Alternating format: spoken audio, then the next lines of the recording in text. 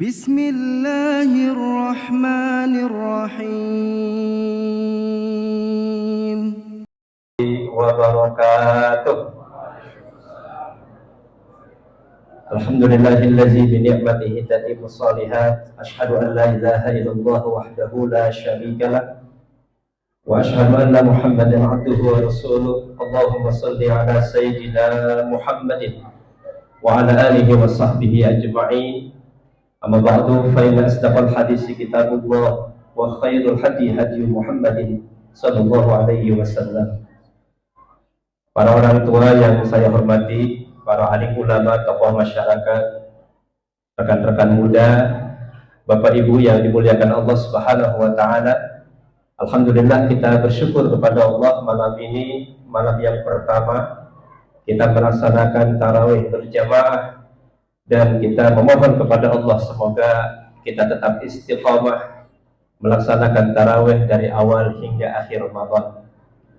Salawat serta salam tercurah kepada Nabi akhir zaman Rasulullah Muhammad sallallahu alaihi wasallam.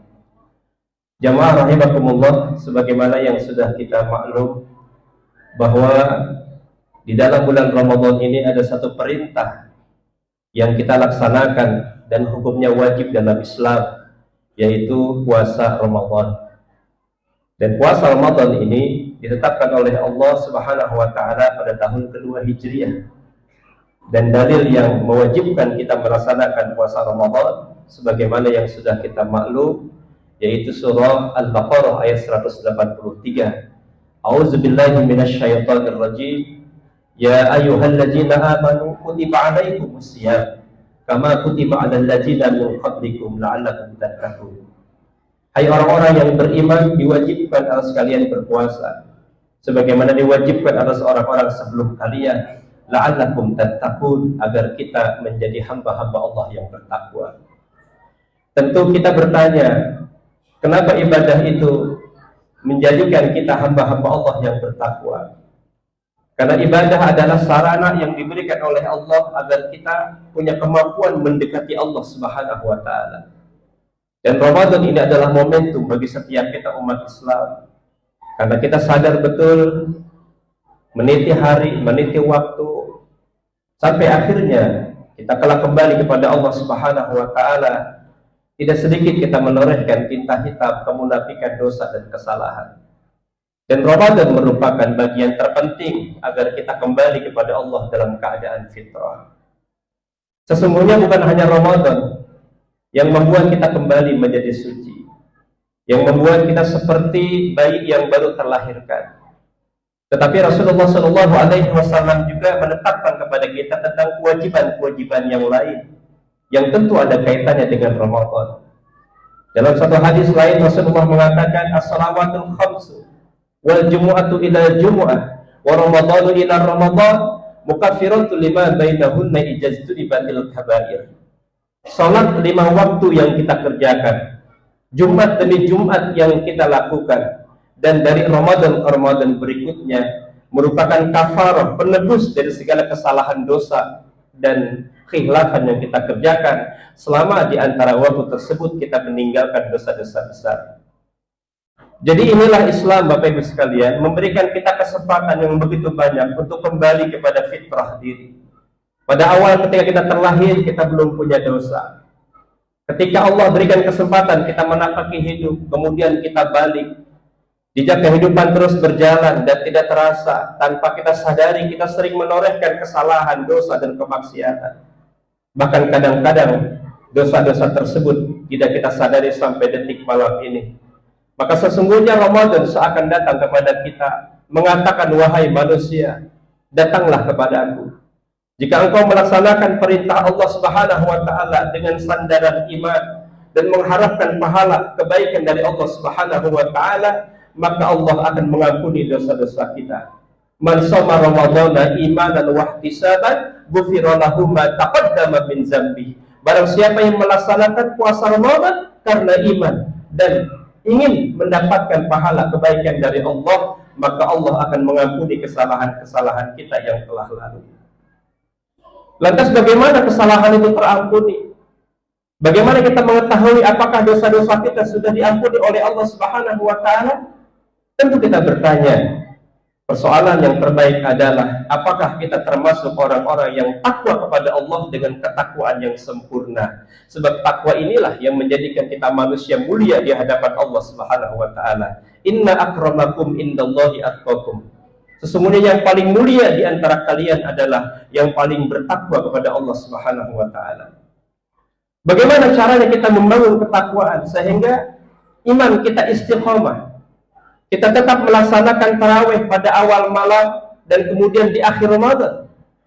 Seorang doktor ahli sejarah, beliau adalah Profesor Dr. Abdullah Nasiulwan.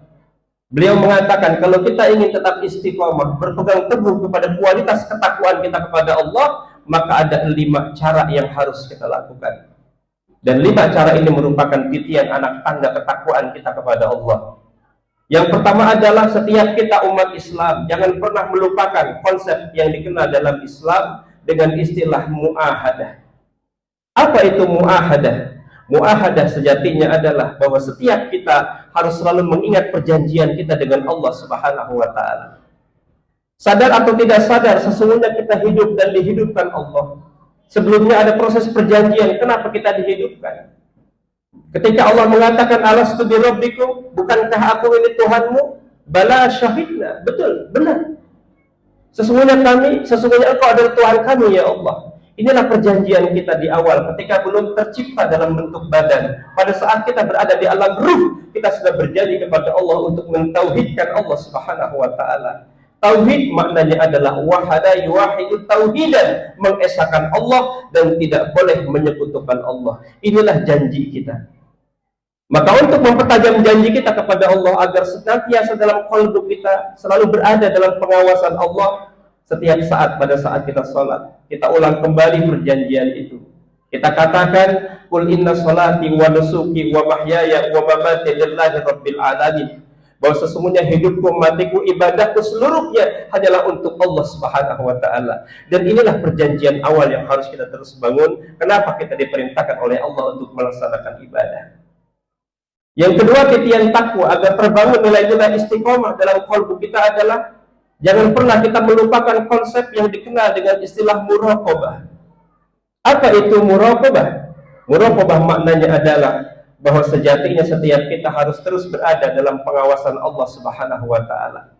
Sungguh pengawasan Allah melekat setiap saat, setiap menit, setiap detik, setiap jam, setiap hari, setiap pekan, setiap bulan. Allah tidak pernah tidak melihat kita. Allah tidak pernah tidak mencatat perbuatan kita. Seluruh aspek kehidupan yang kita laksanakan sesungguhnya berada dalam pengetahuan Allah Subhanahu wa taala. Dan kelak apa yang kita kerjakan hari ini akan dimintai pertanggungjawaban di hadapan Allah Subhanahu wa taala. Inna sam'a wal basara wal fuad kullu ulaika kana anhu mas'ula.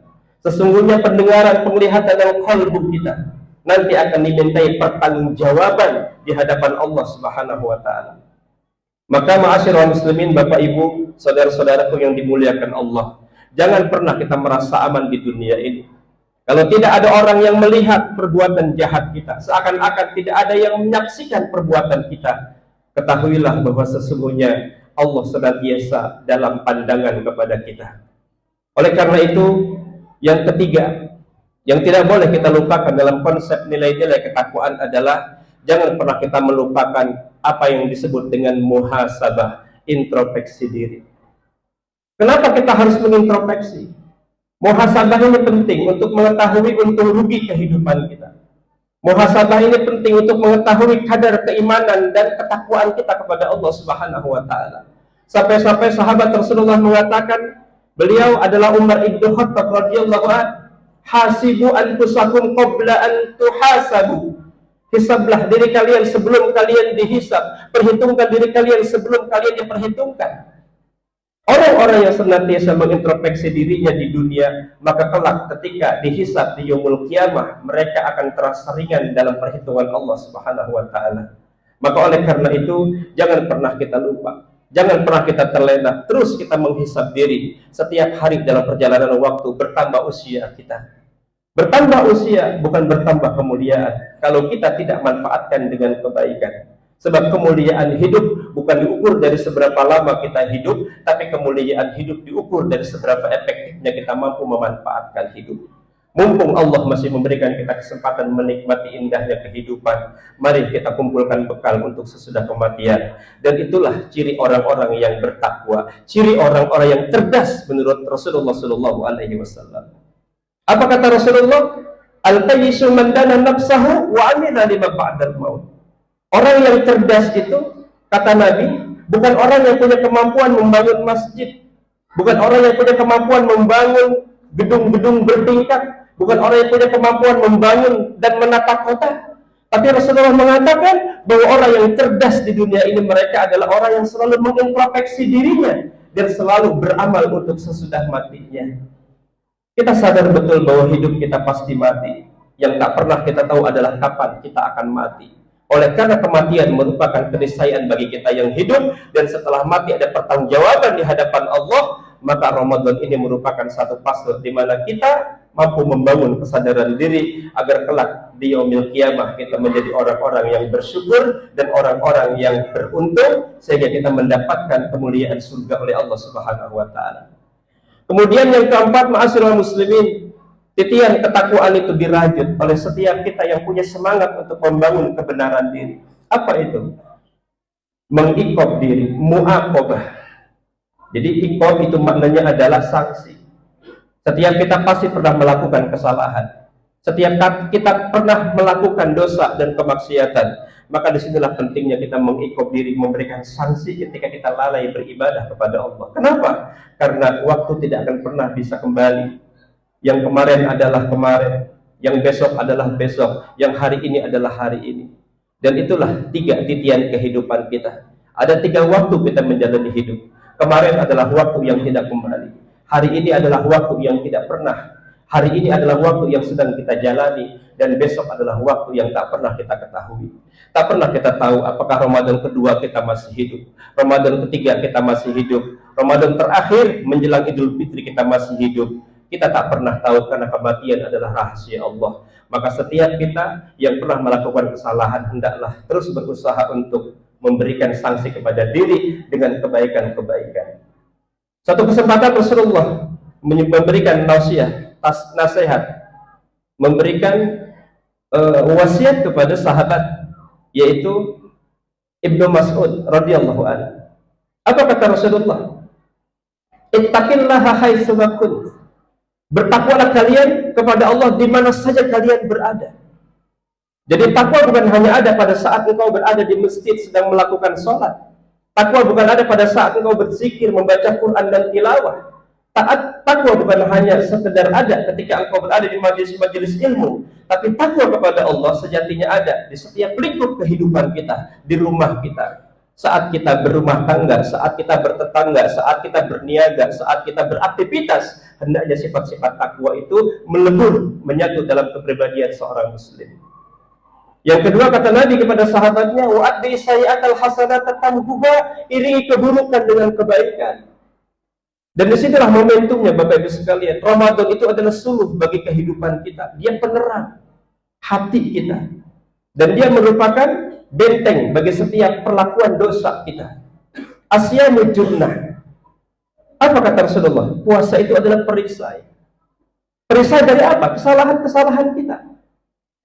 Karena sering tanpa sadar mata kita menatap yang haram, mulut kita berkata dusta, telinga kita mendengar kalimat-kalimat yang tidak benar, bahkan hati kita masih merasa dengki, iri, ghibah, sum'ah, dendam dan lain sebagainya.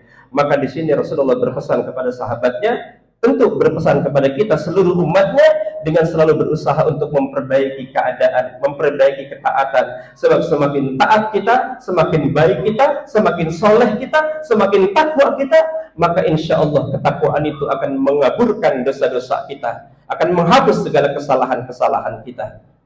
Dan yang terakhir, pesan takwa ini disampaikan oleh Profesor Abdullah Nasuhulwan dengan perintah bahwa kita harus selalu melakukan mujahadah, bersungguh-sungguh dalam taat kepada Allah Subhanahu wa taala.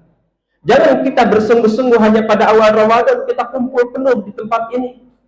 Tetapi hari kedua berkurang, hari ketiga berkurang, hari keempat berkurang, hari kelima berkurang, sampai akhirnya masjid mengalami kemajuan jamaahnya, bukan mengalami kemunduran.